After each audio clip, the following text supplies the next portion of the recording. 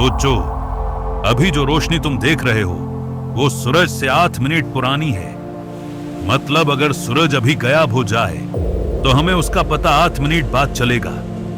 पहले 8 मिनट तक सब कुछ नॉर्मल लगेगा, आसमान ब्लू ही रहेगा, रोशनी भी आती रहेगी, कुछ भी अजीब नहीं दिखेगा। लेकिन जैसे ही 8 मिनट कंप्लीट होंगे, अचानक पूरा आसमान ब्लैक हो जाएगा, कंप्लीट डार्कनेस। उसके बाद अर्थ पे एक और बड़ा चेंज होगा। सूरज की ग्रेविटी खत्म हो जाने से अर्थ अपनी ऑर्बिट में नहीं रहेगी। हम सीधे स्पेस में एक स्ट्रेट लाइन में भागने लगेंगे। कुछ ही टाइम में टेम्परेचर गिरना स्टार्ट हो जाएगा, दुनिया धीरे धीरे ठंडी होती जाएगी, ओशन फ्रीज होने लगेंगे, लाइफ सरवाइव करना मुश्किल हो जाएगा। और सिर्फ अर्थ नहीं, पूरा सोलर सिस्टम डिस्टर्ब हो जाएगा, प्लैनेट्स अपनी डायरेक्शन खो देंगे, एस्ट्रॉइड्स रैंडम हो जाएंगे। असल बात यह है, सूरज सिर्फ लाइट नहीं देता, वो पूरे सोलर सिस्टम को बैलेंस में रखता है। और बिना सूरज के अर्थ बस एक डेड कोल्ड रॉक बन जाएगा स्पेस में। और सबसे शॉकिंग बात यह है, हम इस मोमेंट को रोक भी नहीं सकते, क्योंकि ग्रेविटी का इफेक्ट इंस्टेंट नहीं होता, उसका इंपैक्ट टाइम के साथ ट्रैवल करता है, बिल्कुल लाइट की तरह। इसका मतलब यह है कि जब तक सूरज के डिसअपीयर होने का इफेक्ट अर्थ तक पहुंचता, तब तक हम स्पेस में अपनी पुरानी स्पीड से ट्रैवल कर रहे होते। और जैसे ही वह फाइनल इफेक्ट हिट करता है, सब कुछ एक चेन रिएक्शन की तरह कोलैप्स होने लगता है। स्पेस में टेम्परेचर ड्रॉप और फास्ट हो जाता है। हर गुजरते मिनट के साथ अर्थ ज्यादा और ज्यादा फ्रीज होती जाती है। कुछ दिनों के अंदर एटमॉस्फेयर का बैलेंस बिगड़ जाता है, ऑक्सीजन और गैसिंग का साइकिल रुकने लगता है। और फिर एक पॉइंट आता है जब अर्थ पे लाइफ के लिए कोई स्टेबल कंडीशन नहीं बची होती, लेकिन तब भी अर्थ स्पेस में अपनी जर्नी कंटिन्यू करती रहती है, एक डेड प्लैनेट के फॉर्म में जो बस डार्कनेस में ट्रैवल कर रहा होता है। और यही यूनिवर्स का सबसे ब्रूटल ट्रुथ है, यहाँ कुछ भी परमानेंट नहीं है, ना स्टार्स, ना प्लैनेट्स, ना सिस्टम्स। सब कुछ एक टाइम के बाद चेंज या एंड हो जाता है, और हम बस उस कॉस्मिक फ्लो का एक छोटा सा पार्ट है। लेकिन ये स्टोरी यहीं खत्म नहीं होती, क्योंकि जब हम सोचते हैं कि सब कुछ डार्क और डेड हो गया, तब भी स्पेस पूरी तरह साइलेंट नहीं होता। अर्थ जब अपनी ऑर्बिट से निकाल चुकी होती है, तब वो किसी नए अननोन पाथ पे चल रही होती है। और ऐसे एंडलेस स्पेस में पॉसिबिलिटीज खत्म नहीं होती, बस अनप्रेडिक्टेबल हो जाती है। हो सकता है अर्थ किसी और स्टार के ग्रेविटी फील्ड में ना जाए, या फिर बिलियंस ऑफ ईयर्स तक बस अकेली ड्रिफ्ट करती रहे। और उस प्योर टाइम में कोई भी इंसान नहीं होगा जो ये सब देखे, सिर्फ एक फ्लोटिंग प्लैनेट होगा जो अपनी कहानी खुद कंप्लीट कर रहा होगा। और ये हमें एक सिंपल सी बात समझाता है, हम यूनिवर्स को कंट्रोल नहीं करते, हम सिर्फ उसके रूल्स के अंदर एग्जिस्ट करते हैं। और जब तक सूरज जैसा एक स्टार है, तब तक ही अर्थ पे लाइफ का बैलेंस है। इसलिए जब भी तुम सूरज को उगते हुए देखते हो या सनसेट देखते हो, तो याद रखना वो सिर्फ लाइट नहीं। और अगर हम इस थॉट को और आगे ले जाएं, तो एक और डिस्टर्बिंग पॉसिबिलिटी सामने आती है। यूनिवर्स में हर स्टार एक ना एक दिन खत्म होता है।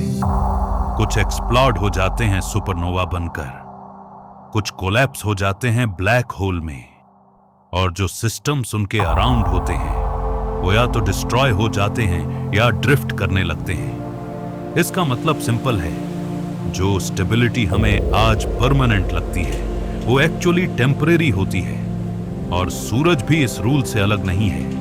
आज वो स्टेबल है, लाइफ सपोर्ट कर रहा है, अर्थ को बैलेंस में रखे हुए है। लेकिन बिलियंस ऑफ ईयर्स बाद ये भी चेंज होगा, और टैब अर्थ का फेट सिर्फ एक डायरेक्शन में नहीं होगा, बल्कि मल्टीपल पॉसिबिलिटीज में स्प्लिट हो जाएगा। और जब तुम इस बात को और गहरा सोचते हो, तो एक और लेयर सामने आती है। हम जो रियलिटी देखते हैं वो सिर्फ एक लिमिटेड विंडो है। हम सिर्फ वही देख सकते हैं जो लाइट हम तक लाती है। हम सिर्फ वही समझ सकते हैं जो फिजिक्स अलाउ करती है। लेकिन उसके बाहर क्या है, यह अभी तक किसी को पूरी तरह पता नहीं। हो सकता है यूनिवर्स और भी बड़ा हो सकता है मल्टीपल यूनिवर्सेस हो, या फिर ऐसे रूल्स हो जो हम कभी इमेजिन भी नहीं कर सकते। और इस सब के बीच सूरज का सडनली डिसअपीयर होना सिर्फ एक सिनारियो नहीं है, ये एक रिमाइंडर है कि हर चीज फ्रेजाइल है। टाइम, ग्रेविटी, लाइट सब एक सिस्टम के अंदर बाउंड है, और जब कोई एक एलिमेंट हट जाता है तो पूरा स्ट्रक्चर कोलैप्स कर सकता है। इसलिए स्पेस सिर्फ खाली जगह नहीं है, ये एक रनिंग सिस्टम है, एक लाइव मैकेनिज्म जो हर सेकंड चेंज हो रहा है, और हम उस सिस्टम के अंदर एक टेम्परेरी ऑब्जर्वर है जो देख सकता है, सोच सकता है और समझ सकता है कि वो कितनी वास्ट चीज का हिस्सा है। और शायद यही रियलाइजेशन ही ह्यूमन माइंड को यूनिवर्स से कनेक्ट करता है, एक छोटी सी लाइफ, एक इन्फिनिट स्पेस के अंदर जो अपनी एग्जिस्टेंस को समझने की कोशिश कर रही है। और यहीं पर यह स्टोरी खत्म नहीं होती, क्योंकि यूनिवर्स कभी खत्म नहीं होता, सिर्फ बदलता रहता है। और जब यूनिवर्स बदलता रहता है तो एक और सवाल ऑटोमेटिकली उठता है, अगर सब कुछ चेंज हो रहा है, स्टार्स, गैलेक्सीज, इवन टाइम का फ्लो, तो क्या परमानेंट नाम की कोई चीज एग्जिस्ट ही नहीं करती? शायद नहीं, क्योंकि जो चीज आज स्टेबल लगती है वो कल किसी और फॉर्म में शिफ्ट हो जाती है। सूरज भी एक स्टेज पे है अपनी लाइफ साइकिल के, अर्थ भी अपने ऑर्बिट और कंडीशंस के साथ कॉन्स्टेंटली एडजस्ट हो रहा है, और हम खुद अपनी लाइफ के अंदर हर सेकंड चेंज हो रहे हैं। एटम्स लेवल पे, एनर्जी लेवल पे कुछ भी सेम नहीं रहता। और जब हम वापस उस आइडिया पे आते हैं कि सूरज सडनली गायब हो गया, तो वो सिर्फ एक व्हाट इफ नहीं है, वो एक एक्सट्रीम एग्जाम्पल है कि बैलेंस कितना डेलिकेट होता है। एक स्टार और उसके अराउंड एक पूरा सिस्टम, एक कनेक्शन जो लाइफ को पॉसिबल बनाता है, और जब वो कनेक्शन टूट जाता है तो साइलेंस बचता है। एक ऐसा साइलेंस जो सिर्फ साउंड का नहीं होता, वो एग्जिस्टेंस का साइलेंस होता है।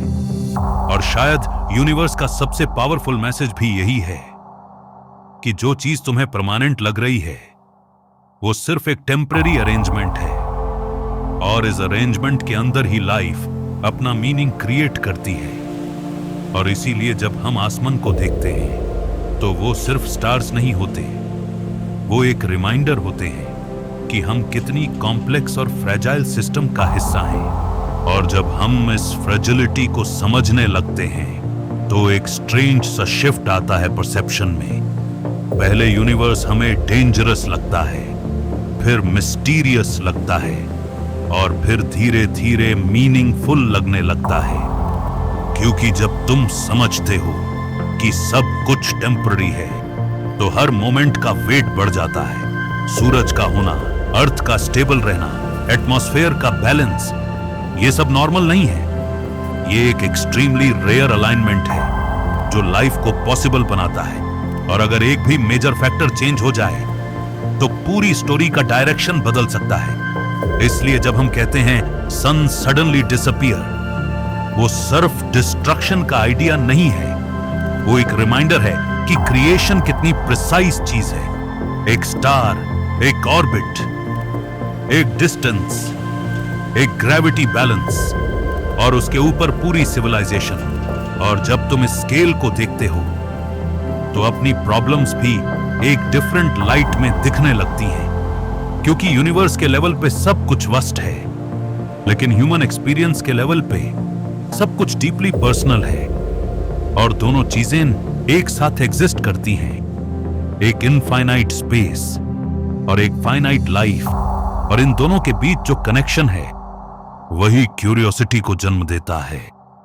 और शायद इसी क्यूरियोसिटी ने हमें यहां तक पहुंचाया है कि हम आज स्पेस को समझने की कोशिश कर रहे हैं, जबकि हम खुद भी उसी स्पेस का एक छोटा सा पार्ट हैं। और अब जब हम इस पूरे थॉट को एंड पे ले जाते हैं तो एक सिंपल सी बात सामने आती है, सूरज सिर्फ एक स्टार नहीं है, वो एक एंकर है जो अर्थ को उसकी जगह पे रखता है।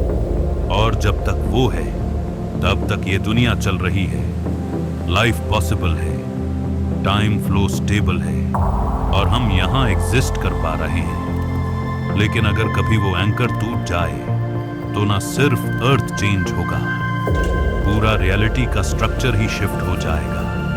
और तब हम सिर्फ एक चीज समझ पाएंगे कि यूनिवर्स किसी के लिए रुकता नहीं है, वो बस कंटिन्यू करता रहता है। स्टार्स बनते हैं, स्टार्स खत्म होते हैं, गैलेक्सीज कोलाइड करती हैं, और इस प्यूर कैओस के बीच एक छोटी सी जगह पे एक छोटा सा प्लैनेट, जहां लाइफ ने अपनी आंख खोली और आसमान को देखना सीखा। और शायद वही सबसे पावरफुल मोमेंट है जब यूनिवर्स खुद अपने आप को एक कॉन्शियस माइंड के थ्रू देख रहा होता है, और हम उसी मोमेंट का हिस्सा हैं। एक टेम्पररी चैप्टर एक इन्फिनिट स्टोरी में। एंड